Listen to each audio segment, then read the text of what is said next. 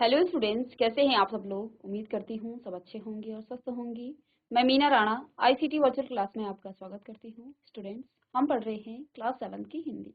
तो जैसा कि आप जानते हैं, संधि हम यहाँ पर पढ़ रहे थे व्याकरण में, और संधि में हमने यहाँ पर संधि के भेद पढ़े। संधि में आपने जो पहला भेद है स्वर संधि, इसके भी हमने 5 भेद प्रीवियस लेक्चर में हम पढ़ चुके हैं। तो देखिए, आज इसको थोड़ा सा रिवाइज करते हैं और आगे बढ़ते हैं। तो देखिए, यहाँ पर हमने संधि की आपको परिभाषा बताई। इसके बाद आपको संधि विच्छेद किस प्रकार से किया जाता है ये बताया। संधि के हमने 3 भेद पढ़े थे, जिसमें आपका पहला स्वर संधि है, व्यंजन संधि है, विसर्ग संधि है। स्वर संधि हमने प्रीवियस लेक्चर में पढ़ा। जब हम क्या करते हैं, दो स्वरों के मेल से जो है जो संधि होती है उसे हम स्वर संधि कहते हैं। इसके भी यहाँ पर 5 भेद, जिसमें दीर्घ संधि, गुण संधि, वृद्धि संधि, यण संधि और अयादि संधि। ठीक है, तो अभी इसको जल्दी से रिवाइज करते हैं क्योंकि हम इसको पढ़ चुके हैं। तो दीर्घ संधि, जिसमें ह्रस्व या दीर्घ के बाद जो है कोई ह्रस्व या दीर्घ आए, तो दोनों के मेल से जो है हमेशा दीर्घ स्वर आता है, तो उसे हम क्या कहते हैं, दीर्घ संधि कहते हैं। इसके बाद आप देखिए, यहाँ पर दूसरा है आपका गुण संधि। गुण संधि में यदि अ या आ के बाद इ या ई या उ आए या अथवा री आए, तो दोनों के स्थान पर आपका ए, ओ और अर हो जाता है, तो वहां पर आपका क्या हो जाता है, आपका गुण संधि हो जाता है। ठीक है, इसके उदाहरण हम पढ़ चुके हैं। वृद्धि संधि क्या होता है, यदि अ या आ के बाद ए या आई आए, तो दोनों के मेल से जो है आई हो जाता है। ओ या औ आए तो दोनों के मेल से औ हो जाता है, तो यहाँ पर आपका क्या हो जाता है, ये आपका वृद्धि संधि हो जाता है। यण संधि, अब देखिए, अभी तक अ या आ था, अब जो है ए या ई के बाद या ओ या उ के बाद अथवा री के बाद कोई अन्य स्वर आ जाता है, तो ए या ई के बाद जो है जो आए तो वो य हो जाता है। ठीक है, और उ या उ के बाद आए तो वो व हो जाता है, और री के बाद र हो जाता है। यहाँ पर मात्राएं भी लगेंगी।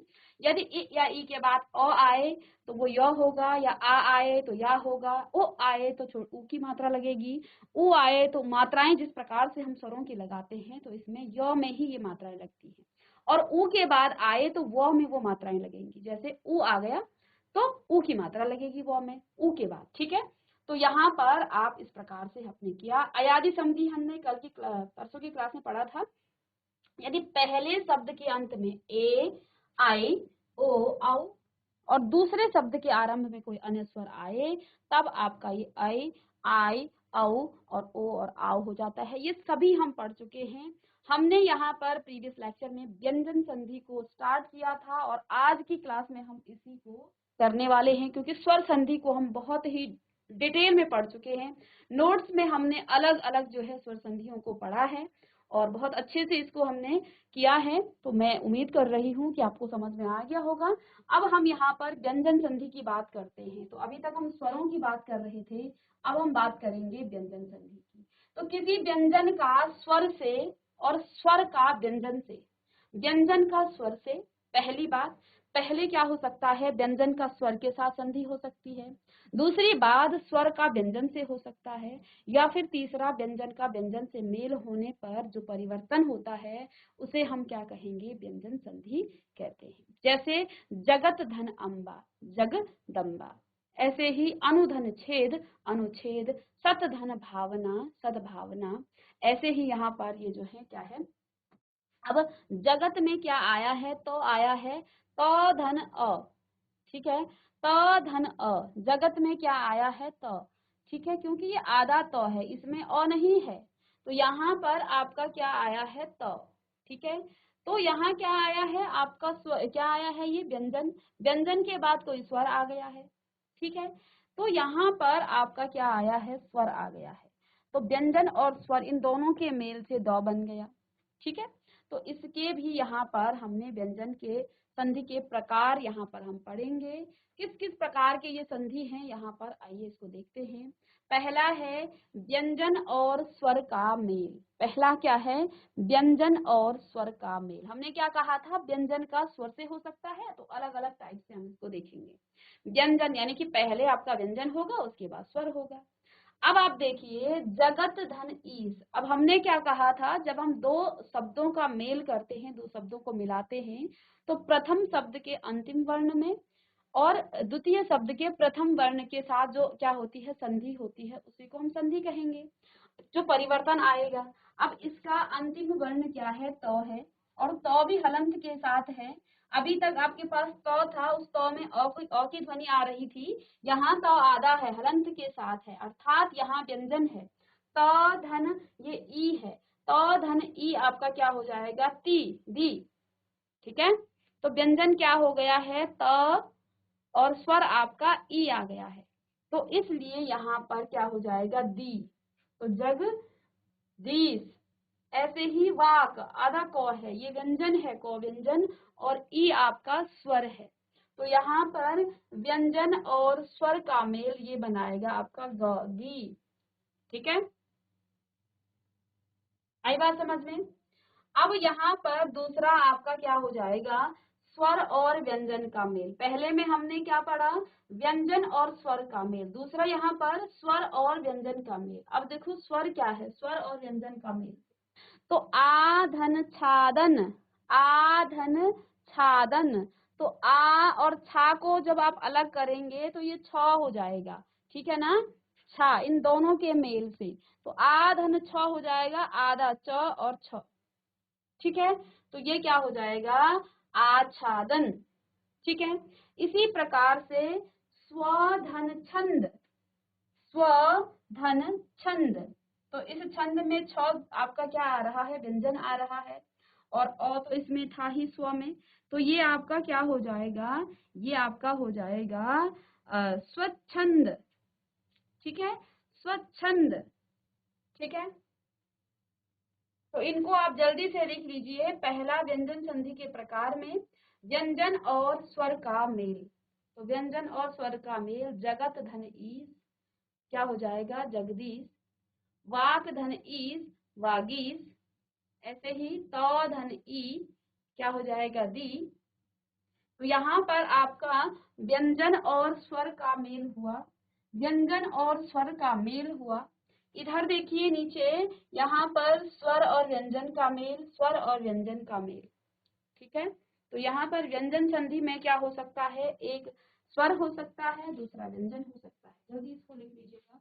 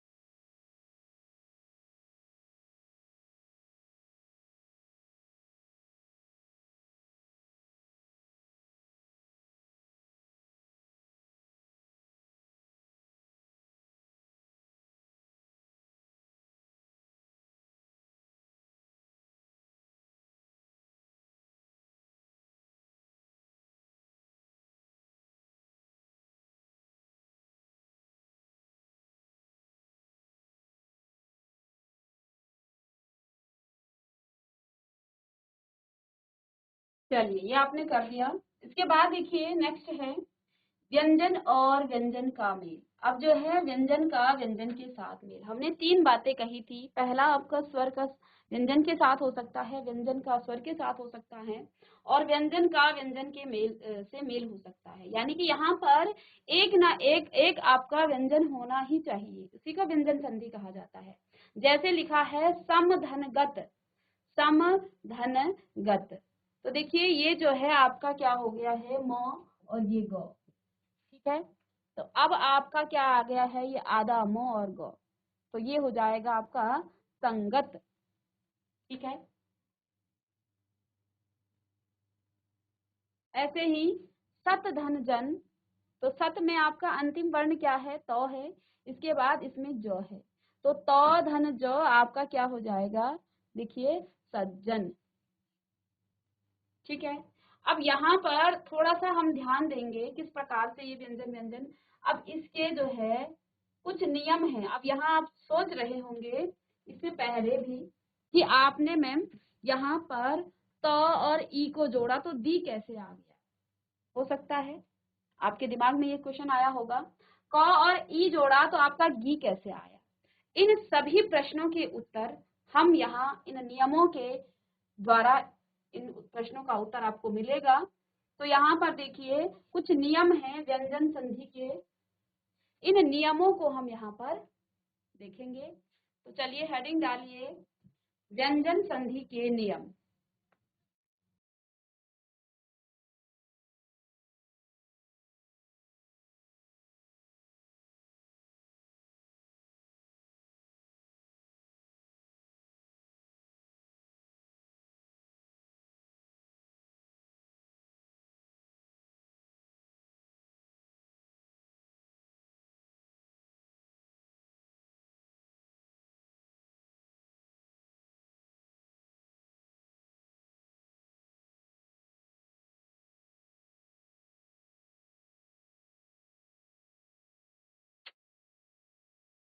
चलिए तो अब देखिए व्यंजन संधि के यहाँ पर आप लिखेंगे नियम।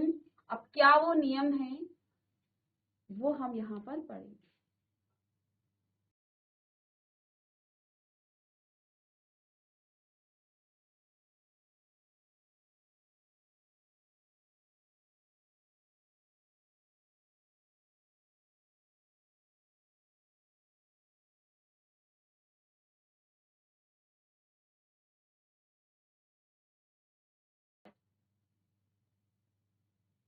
तो अभी हेडिंग डालेंगे कि व्यंजन संधि के नियम, क्योंकि हमने यहाँ आपको बताया कि व्यंजन के बाद कोई स्वर आ रहा है, लेकिन आपको यहाँ पर क्या दिख रहा था? आपको यहाँ दिख क्या रहा था?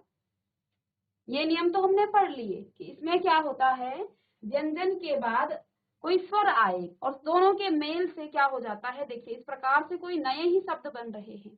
अब प्रश्न ये उठता है कि ये नया शब्द आया कैसे और आप करेंगे कैसे? अब इन प्रश्नों के उत्तर के लिए नियम हम पढ़ रहे हैं, तो आइए इस नियम को हम पढ़ेंगे। सबसे पहले यहाँ पर पहला नियम क्या लिखा है कि वर्ग के पहले वर्ण का तीसरे वर्ण में परिवर्तन। अब वर्ग में आप जानते हैं, आपने वर्णमाला बहुत अच्छे से पढ़ी है क्या, कि वर्ग के पहले वर्ण का तीसरे वर्ण में परिवर्तन किस प्रकार से आप करेंगे? पहले वर्ण, अब जैसे वर्ग आप जानते हैं, क वर्ग में कौन कौन से आता है? क, ख, मैं अ के साथ इनका कर रही हूँ, क, ख, ग, घ और अंग। ठीक है, ऐसे ही चौ वर्ग आता है। ठीक है, अब यहाँ पर देखिए, देखिए यहाँ लिखा भी है, यदि वर्ग के पहले वर्ण अर्थात क, च, ट, त, प, 5 ही वर्ग हैं, के बाद किसी भी वर्ग का तीसरा या चौथा वर्ण आए। ठीक है, क्या कहा है कि यदि वर्ग के पहले वर्ण अर्थात क, च, ट, त, प के बाद किसी भी वर्ग का तीसरा या चौथा वर्ण ग, घ ये सभी जो है अथवा ये आए में से कोई व्यंजन अथवा कोई स्वर आ जाए, तो पहला वर्ण अपने वर्ण के तीसरे वर्ण में बदल जाता है। बहुत ध्यान से सुनना है, साथ ही साथ इसको लिखना भी है। आगे जब उदाहरण हम करेंगे तो उससे भी हमें समझ में आएगा, लेकिन अभी आप इसको बहुत ध्यान से सुनेंगे। 5 वर्ण होते हैं, क वर्ण, च वर्ण वर्ग, 5 वर्ग, क वर्ग, च वर्ग, ट वर्ग, त वर्ग और प वर्ग। यदि इनके बाद किसी भी वर्ग का क्या आ जाए, तीसरा अथवा चौथा वर्ण, अब वो तीसरा और चौथा कौन सा हो सकता है, इनको लिख लेंगे। ठीक है, में से कोई या फिर इसमें से य, र, ल, व, ह में से कोई भी व्यंजन अथवा स्वर आ जाए, तो पहला वर्ण अपने ही वर्ण के तीसरे वर्ण में बदल जाता है, अपने ही वर्ग के, है ना, वर्ण नहीं आएगा। पहला वर्ण अपने ही वर्ग का, किस वर्ग का है वो? ठीक है, तो पहला जो वर्ण है वो अपने ही वर्ग का क्या बदल जाएगा, तीसरे वर्ण में बदल जाएगा। जैसे क का ग हो जाता है, च का ज हो जाएगा, ट का क्या हो जाएगा, ड हो जाएगा, त का द हो जाएगा, प का ब हो जाएगा। ठीक है, अब यहाँ पर आप देखिए क का ग, जैसे हमने क्या कहा, दिक धन विजय, दिक धन विजय। अब इसमें क्या क्या आया होगा, क आया है, क आया है, और क के बाद इसमें क्या आया है, कोई स्वर आ गया है, इ आ गया है, जैसे ना इ। तो ये किस में बदल जाएगा, ये आपका गौ में बदल जाएगा। इस प्रकार से वो आधा गौ में बदलेगा, ठीक है ना। तो यहाँ पर क्या हो जाएगा, दिग्विजय, ठीक है। ऐसे ही चौ का जौ हो जाता है, चौ यहाँ है, चौ धन अ, ठीक है। तो क्या हो जाएगा, चौ का जौ, और उस जौ में जब आप अंक की मात्रा लगा देंगे तो वो क्या हो जाएगा, अजंता। इन दोनों के मेल से क्या बन जाएगा, आपका जौ बन जाएगा, चौ धन अ। तो क्या हो जाएगा, क्या कहा था, पहले वर्ण के बाद यदि कोई भी आपका दूसरा या चौथा आए, या फिर तीसरा या चौथा वर्ग आए, या फिर आपका कोई स्वर आ जाए, तो वो किस में बदल जाता है, आपका जो क है वो ग में, आपका जो च है वो जौ में, और आपका जो ट है वो ड में, और वो भी हलंत के साथ। तो आपका द में और प आपका ब में बदल जाता है, ठीक है। अब देखो यहाँ पर क्या लिखा है, अच धन अंता। तो अच में च आधा था, चौ के बाद क्या आया, कोई स्वर आ गया, और जब चौ के बाद कोई स्वर या तीसरा या चौथा वर्ण आता है तो आपका जौ हो जाता है। तो ये जौ में परिवर्तित हो गया है, देखिए यहाँ पर, ठीक है। अब यहाँ पर फिर से देखिए, सट धन आनंद। तो सट इसका अंतिम वर्ण ट है हलंत के साथ, ट के बाद आ आया है कोई स्वर, तो किसमें बदल जाता है, ट, ट आपका बदल जाता है ड में, ठीक है ना। अब ड में बदल गया, ठीक है, यहाँ से देखिए, तो ड के साथ भी आपका क्या आ जाएगा, यहाँ आ की मात्रा आई है, तो सडानन, ठीक है। ऐसे ही त के बाद द आ गया है, तो सत। अब तो के बाद कुछ भी आए वो क्या हो जाता है, यहाँ पर लिखा है वो द हो जाता है, ठीक है ना। तो के बाद भ आए, कुछ आए, ये क्या आ गया है, तो और सत भव, ठीक है। ऐसे ही प धन ब।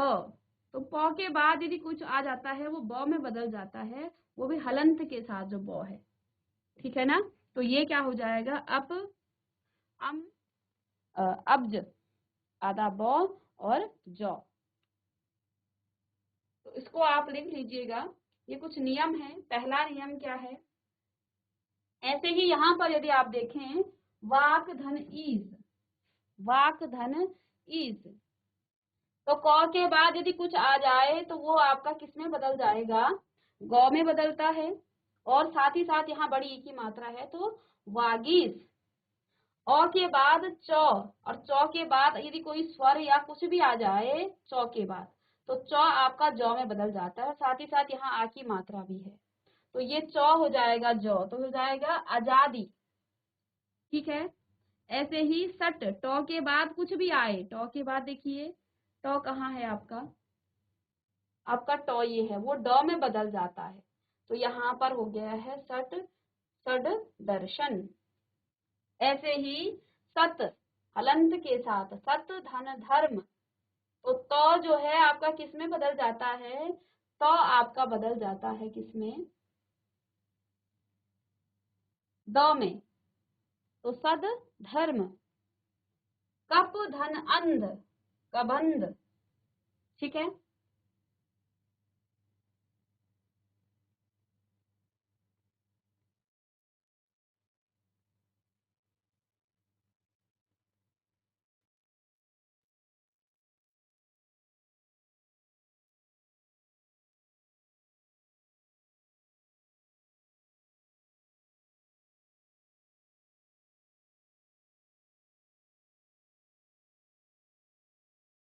जल्दी से इसे नोट डाउन कीजिए।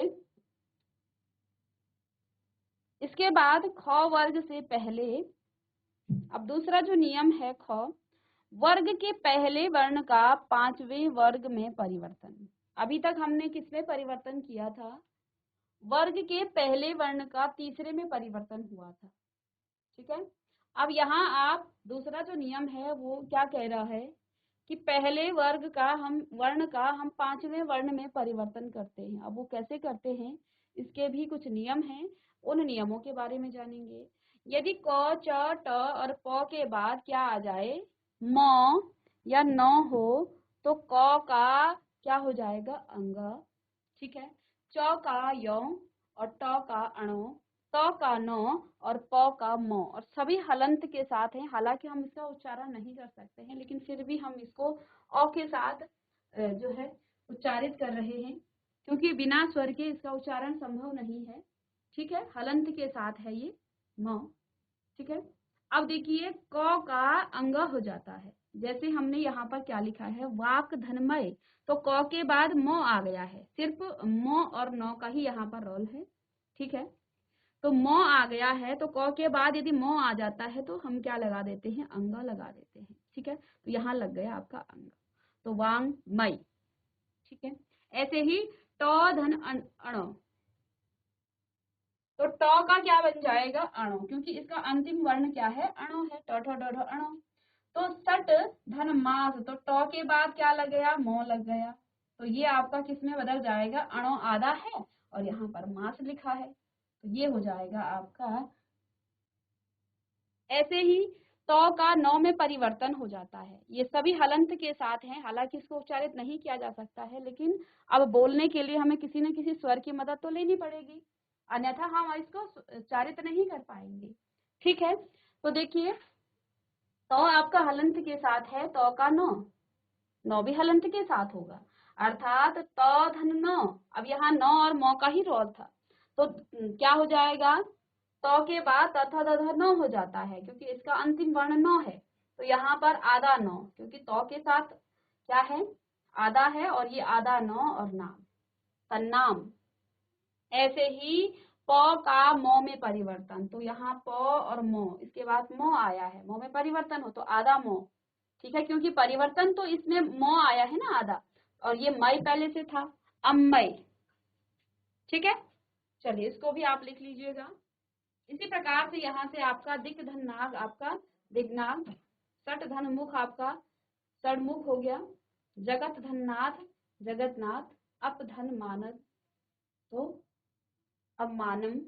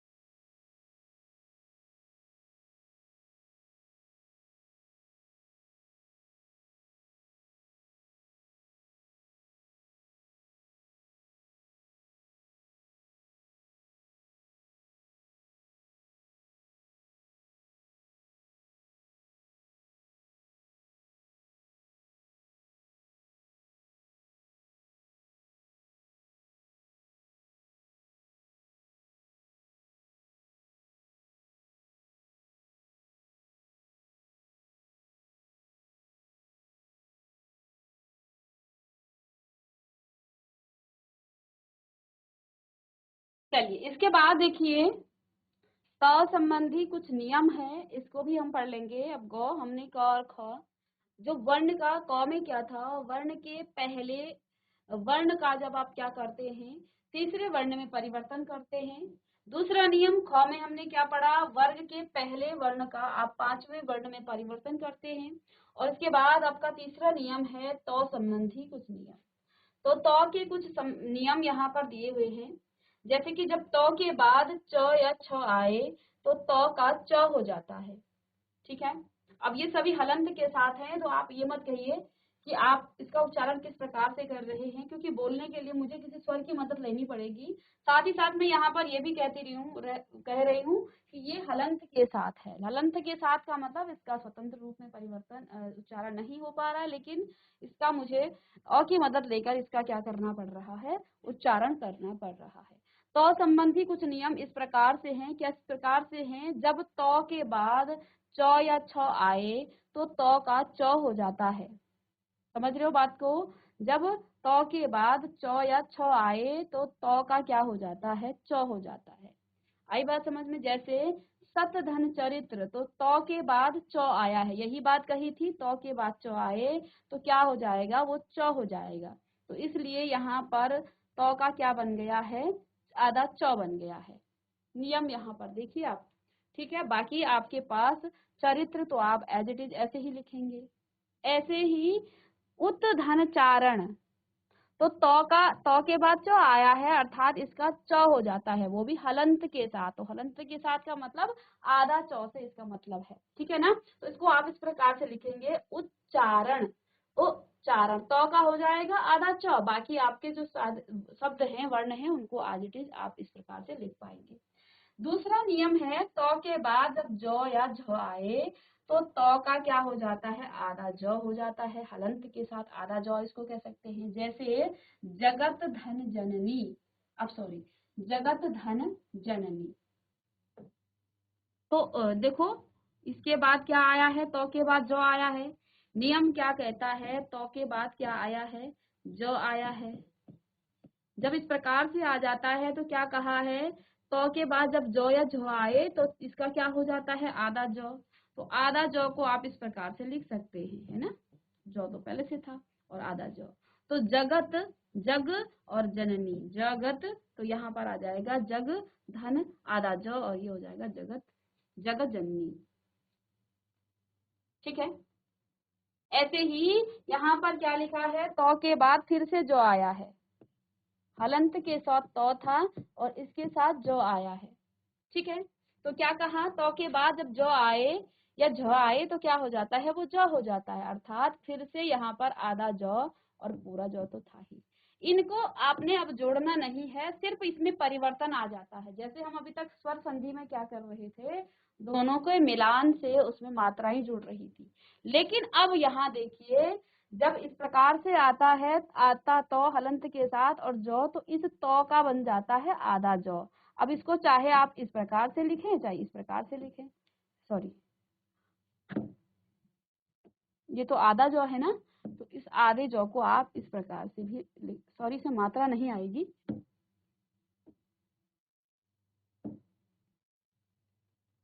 इस प्रकार से। ठीक है,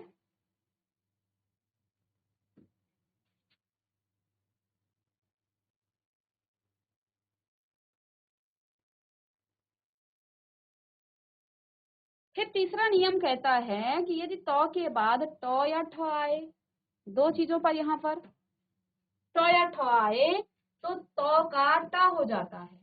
ठीक है ना? तो का ट हो जाता है और वो भी हलंत के साथ। तो यहाँ देखिए, सत, तो के बाद क्या आया है, फिर से ट आ गया है, तो आधा ट हलंत के साथ, तो तट टीका।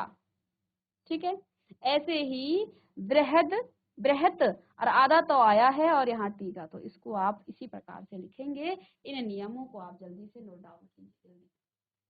तो तीन नियम यहाँ लिखाए हैं, उन तीनों नियमों को आप लिख लेंगे। पहला नियम यहाँ पर,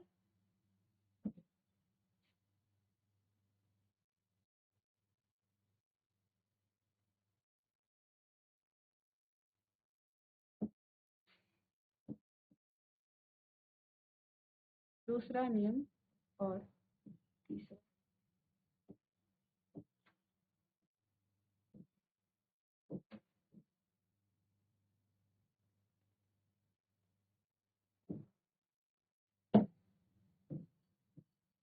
तो हमने पहला, दूसरा और तीसरा नियम, जल्दी से इसे लिख लीजिएगा।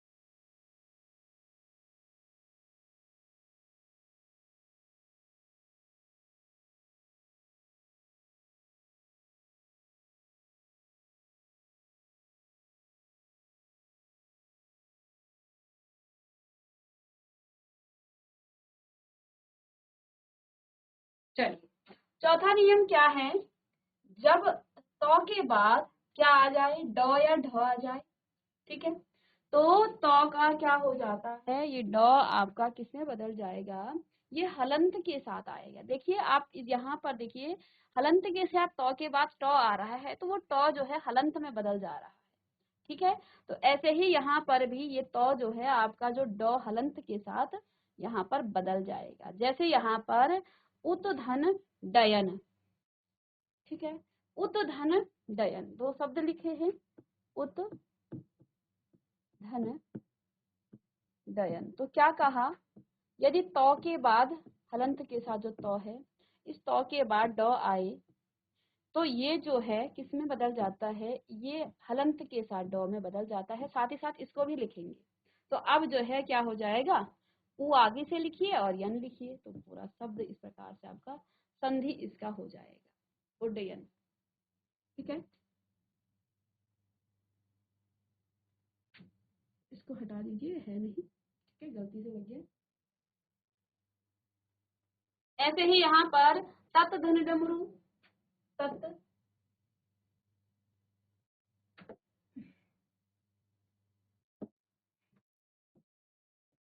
धन डमरू, तत् धन डमरू,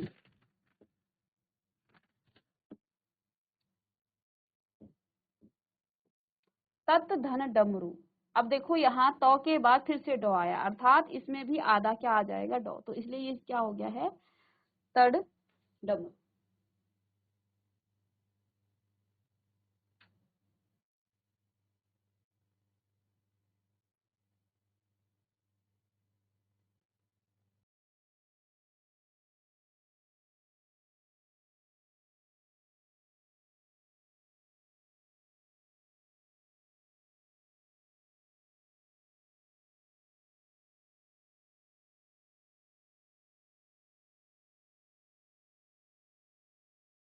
चलिए एक और लास्ट नियम पढ़ेंगे, इसके बाद कल की क्लास में हम करेंगे। अब देखिए तो के बाद यदि ल आए, तो का फिर वही हलंत के साथ ल हो जाता है। जैसे उत धन लेख, तो इस तो का क्या हो जाएगा, ल, और इस हलंत के साथ ल को आप ऐसा लिख सकते हैं। तो उल्लेख, यहाँ आपको इसको विलोप नहीं करना है, इसको आपने नहीं हटाना है, सिर्फ तो को परिवर्तित कर देना है। ऐसे ही तत् धन लीन, इस तो का क्या हो जाता है, आधा लॉ को आप ऐसा लिख सकते हैं, तो तत् तल्लीन, है ना। तो यहाँ पर ये आपका हो गया है। तो इस प्रकार से आपके जो तो संबंधी जो नियम हैं ये हमने पढ़े, और आगे के जो नियम हैं उनको हम कल की क्लास में करेंगे। तो मिलते हैं नेक्स्ट लेक्चर में, तब तक के लिए thank you and have a nice day.